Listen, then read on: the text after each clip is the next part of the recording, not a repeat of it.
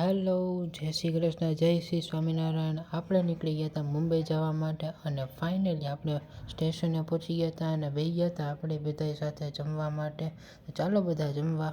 અને બહુ રાહ જોયા પછી ફાઇનલી આપણી ટ્રેન આવી જ ગઈ અને પછી આપણે રમવા માંડ્યા હતા બધા સાથે ઊનો।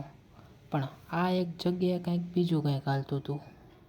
क्या बात है सर, क्या बात है सर। અને થોડીક વાર પછી આપણે તો સૂઈ ગયા હો ભાઈ। અને વહેલી સવાર બહારનો વ્યૂ એકદમ મસ્ત આવતો હતો। અને ફાઇનલી આપણે મુંબઈ આવવાની નજીકમાં જ હતા, બધા જ ઉઠી ગયા હતા, પણ આ એક બેન જાગે હુતા કાંઈ ખબર જ નથી પડતી। ત્યાં તો પછી આવી ગઈ હતી એક નદી, જેને આ નદીનું નામ ખબર હોય કોમેન્ટમાં કહેજો। અને ફાઇનલી આપણે મુંબઈ આપણા એરબીએનબીમાં પહોંચી ગયા હતા। અહીંથી જે 6th ફ્લોર ઉપરથી જે વ્યૂ આવતો હતો એકદમ મસ્ત આવતો હતો।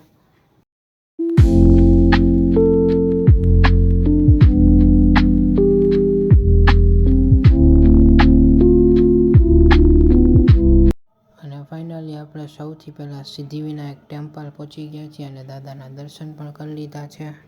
દાદાના દર્શન કરીને બહાર આવીને જોયું ત્યાં તો થઈ ગયો તો વરસાદ ચાલુ। અને પછી કરી લીધી આપણે ટેક્સીને પહોંચી ગયા હતા ડાયરેક્ટ ફિનિક્સ પેલેડિયમ મોલમાં।